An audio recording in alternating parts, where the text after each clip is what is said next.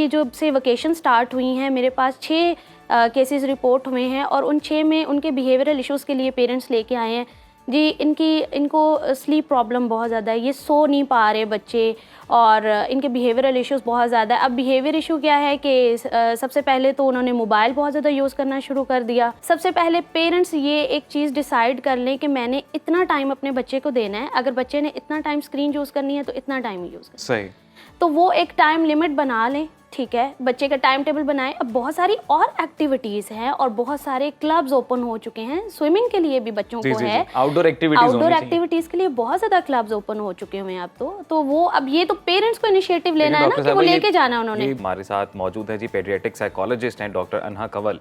Doctor साहिबा welcome to सुनो पाकिस्तान, कैसी हैं आप? Thank you so much. बहुत अच्छा टॉपिक है कि जैसे आजकल वेकेशंस हैं और बच्चे बहुत ज़्यादा मोबाइल यूज़ कर रहे हैं। हमारे ना 2 टाइप ऑफ पॉपुलेशन अभी चाइल्ड पॉपुलेशन है, एक में आ जाते हैं स्पेशल नीड आ जाते हैं और एक में नॉर्मल किड्स आ जाते हैं। अब नॉर्मल में वो आ जाते हैं जिनके एज अप्रोप्रिएट माइलस्टोन्स अचीव हुए हैं और उनको कोई न्यूरो डेवलपमेंटल डिसऑर्डर नहीं है, और स्पेशल नीड में आ जाते हैं कि जिनको न्यूरो डेवलपमेंटल डिसऑर्डर है, स्पीच इश्यूज़ हैं, कम्युनिकेशन इश्यूज़ हैं, उनको जैसे वर्चुअल ऑटिज़म की रेशो बहुत ज़्यादा बढ़ गई हुई है। बच्चा नॉर्मल था लेकिन एक्सेसिव स्क्रीन यूज़ कर रहा था और बहुत ज़्यादा स्क्रीन यूज़ करने की वजह से उसके जो बिहेवियर हैं वो कंप्रोमाइज़ होना शुरू हुए, मैल अडेप्टिव बिहेवियर्स हुए और वो ऐसे उसके सिम्टम्स जो हैं वो ऐसे लगना शुरू हो गए जैसे ऑटिज़म है। तो जब मेरे पास पेरेंट्स मोस्टली आते हैं और वो कहते हैं कि मेरे बच्चे को ऑटिज़म स्पेक्ट्रम डिसऑर्डर है, तो जब हम उसकी सारी असेसमेंट करते हैं तो हमें पता चलता है कि वर्चुअल ऑटिज़म है। क्यों हुआ? एक नॉर्मल बच्चे ने मोबाइल यूज़ करना बहुत ज़्यादा यूज़ करते हैं तो उसके सिम्टम जो हैं ऑटिज़म स्पेक्ट्रम डिसऑर्डर के साथ मिलते हैं। तो ये आजकल बहुत ज़्यादा इश्यूज़ आ रहे हैं। अभी जो मेरे पास रिपोर्ट हो रहे हैं, ये जब से वेकेशन स्टार्ट हुई हैं मेरे पास 6 केसेस रिपोर्ट हुए हैं और उन 6 में उनके बिहेवियरल इश्यूज़ के लिए पेरेंट्स लेके आए हैं जी।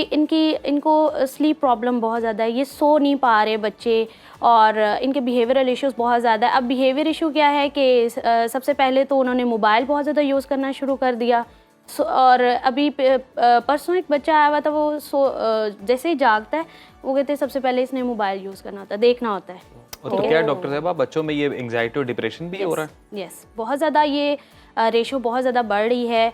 जो बच्चे शॉर्ट्स बहुत ज़्यादा देख रहे हैं, फिर वो देख रहे हैं तो इम्प्लीमेंट भी कर रहे हैं। फॉर एग्जांपल एक बच्चा जो है वो बॉक्सिंग बहुत ज़्यादा देख रहा है, ठीक है, तो उसने फिर अपनी बहन भाइयों पे इम्प्लीमेंट भी करनी, वो उनको भी मारना शुरू कर देगा। फिर पेरेंट्स आएंगे जी मेरा बच्चा, इसका हिटिंग बिहेवियर बहुत ज़्यादा है और ये मारता बहुत ज़्यादा है।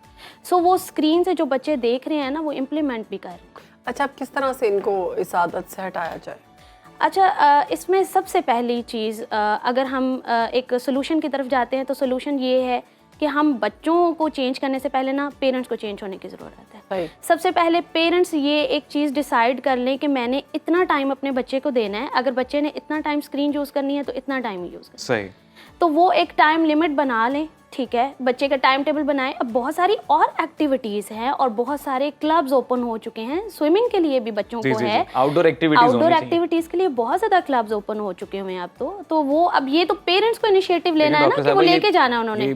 ये कई दफ़ा तो बड़े महंगे क्लब्स होते हैं और हर बंदा अफोर्ड भी नहीं कर पाता है। पेरेंट्स तो आजकल जो हालात हैं इतनी मुश्किल से किसी अच्छे स्कूल की फीस अफोर्ड कर पा रहे हैं, तो उसके बाद आउटडोर एक्टिविटीज़ के क्लब उसमें देखें ना वो पेरेंट्स घर में भी तो कर सकते हैं। अब जैसे स्विमिंग पूल्स मिल जाते हैं तो वो तो बच्चे को अपने घर में भी तो खुद से भी तो उनके साथ एक्टिविटीज कर सकते हैं, वो जो अफोर्ड कर सकते हैं वो वहाँ चले जाएं। गेम्स की तरफ आप लाना चाह रही हैं? फिजिकल गेम्स होनी चाहिए। अब आप ज़्यादातर देखें तो हमारे बच्चे कह रहे होते हैं कि मैं थक गया हूँ, वो एक टायर्डनेस की बहुत ज़्यादा उनके होती है कंप्लेन कि मैं थक गया। अब वो थक क्यों गया है? क्योंकि वो लेटा हुआ है, ठीक है, उठा है, उठते साथ उसने लेट के मोबाइल यूज़ करना है। अब वो उठ के बैठा भी है, चले वो टीथ ब्रश कराया और आते साथ ही उसको मामा ने खाना दिया है तो वो ऐसे ही बैठ के और वो ऐसे बैठ के खाना खा रहा है, तो उसका पोस्चर कंप्रोमाइज हो गया, ठीक है, और उसके बाद वो उसको टायर्डनेस भी बहुत ज़्यादा होगी। और ये है कि बच्चे जो है ना हाइपर एक्टिव बहुत ज़्यादा हो रहे हैं, तो उससे बचने के लिए भी माँ बाप जो है वो दे देते हैं आईपैड पकड़ लो, ये पकड़ लो, टैब ले लो, फ़ोन ले लो, बस मेरी जान छोड़ो। अच्छा, हाइपर एक्टिवनेस की जहाँ तक बात है, हाइपर एक्टिवनेस पे अगर हम बच्चे की डाइट के ऊपर भी काम कर लें, ठीक है, अगर हम बच्चों को केले देना बंद कर दें, चावल बहुत ज़्यादा ना खाएं। कुछ पेरेंट्स कहते हैं कि हमारे घर में रोज़ाना शाम को चावल बनते हैं, तो चावल ना दें, वाइट शुगर का इस्तेमाल कम कर दे तो हाइपर एक्टिवनेस उससे भी कम हो जाती है, डाइट से भी। और जो है कि फिर आप बच्चे को डिफरेंट फिजिकल एक्टिविटीज़, अब बच्चे जो ADHD के होते हैं, हाइपर एक्टिव होते हैं, उनको ऑक्यूपेशनल थेरेपिस्ट के पास भेजा जाता है, तो वो भी बच्चों के साथ फिजिकल एक्टिविटीज़ में ज़्यादा उन बच्चों को करते हैं। तो जैसे अब छोटे छोटे से खुल गए हुए हैं इस तरह के प्ले एरियाज, जैसे हमटी डम्टी फॉर एग्जांपल है, वो ट्रैम्पोलिन पे लेके जाएं, उनको वहाँ पे जंपिंग करवाएं, इस तरह के बहुत छोटे छोटे। आपने स्टार्ट में कहा कि हाँ स्पीकिंग स्किल्स सिखाई जाती हैं, जो बच्चे बोलने में मसला होता है, उनके लिए क्या करना चाहिए? माँ को, बाप को, पेरेंट्स को स्पेसिफिकली घर में क्या ट्रेनिंग देनी चाहिए? अच्छा, जहाँ पे स्पीकिंग का आ रहा है कि हमारे जैसे पेरेंट्स हमें ज़्यादातर कहते हैं कि मेरे बच्चे को ABC भी आती है, 1-2 भी आती है, वो सब अल्फ़ाबेट्स, नंबर्स और फ्रूट्स भी आ रहे हैं, वेजिटेबल्स भी आ रहे हैं, क्योंकि उन्होंने स्क्रीन से देखा और उन्होंने वो चीज़ सीखी। यहाँ पे मैं पेरेंट्स से रिक्वेस्ट करूँगी, अगर बच्चे ने स्क्रीन पे वो देख के चीज़ें सारी सीख ली, तो आप लोग छोटे बच्चे को ही, जब आपका बच्चा आपको लगता है कि ये अब कम्युनिकेशन की तरफ आ रहा है, तो आप उसके साथ छोटे छोटे अल्फाज स्टार्ट कर दें। अगर बेटे आपको कोई चीज़ चाहिए से गिव मी, ठीक है, take it, open the door, अगर आपको डोर ओपन करवाना है से ओपन द डोर, उसके साथ जाएं, एक्शन करें, ठीक है। मॉडलिंग टेक्निक यही होती है ना, अपने बच्चे के साथ करके देखनी है।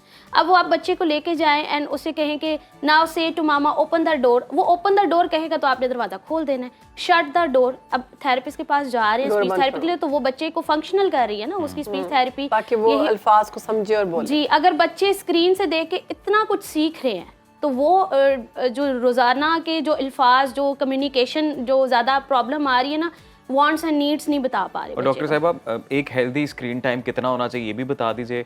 और दूसरा ये भी कि यंगस्टर्स आजकल बहुत ज़्यादा जो टिकटॉक्स बनाते हैं, रील्स का एक ट्रेंड चला हुआ है, तो वो फिर उसकी वजह से स्क्रीन टाइम भी बढ़ जाता है, तो उसमें बहुत ज़्यादा इन्वॉल्वमेंट है, वो किस हद तक आप करें तो हेल्दी है और करें तो डेंजरस हो जाएगा? अच्छा, अब किसी भी चीज़ की ज़्यादती है, किसी भी चीज़ की ज़िंदगी में ज़्यादती इंसान को जो है ना, मेंटल और फिज़िकली उसमें प्रॉब्लम आ जाती है। उसमें बच्चे के लिए आप दिन के अंदर अगर तो बहुत बिहेवियरल इश्यूज़ हैं, उसके स्पीच इशू हैं, तो 1 घंटा सिलेक्ट करें। फिर 1 घंटा भी कैसे देना है, 15-15 मिनट करके या 10-10 मिनट करके एज अ रीइंफोर्सर आप बच्चे को दे रहे हैं। और अगर बच्चा जो है वो नॉर्मल है, तो फिर आप उसको 2 आवर्स दे दें, और वो भी उसके अंदर डिवाइड किया हो कि आपने इतने मिनट के लिए ये देखना है। अब वो पेरेंट्स के लिए मिनट डिसाइड करना मुश्किल हो जाएगा वहाँ पे, तो वो खुद से ही एक अंदाज़ा लगा ले कि ये शो है, उनको पता होगा ये शो 15 मिनट का, या ये शो 5 मिनट का, ये शो 10 मिनट का, तो वो शोज़ ऑफर कर दे कि आपने ये सिलेक्टिव शोज़ देखने हैं। बस ये समझना होगा कि आपके लिए कितना हेल्दी है ये सारा कुछ, और माँ बाप को तो खासतौर पर बच्चे की हैबिट का पता होता है। बहुत शुक्रिया आपका डॉक्टर अनहा कंवल साहिबा, आपने बहुत ज़बरदस्त ट्रिक्स एंड टिप्स बताई किस तरह से हम अपने बच्चों को बेहतर और प्रोडक्टिव चीज़ें सिखा सकते हैं।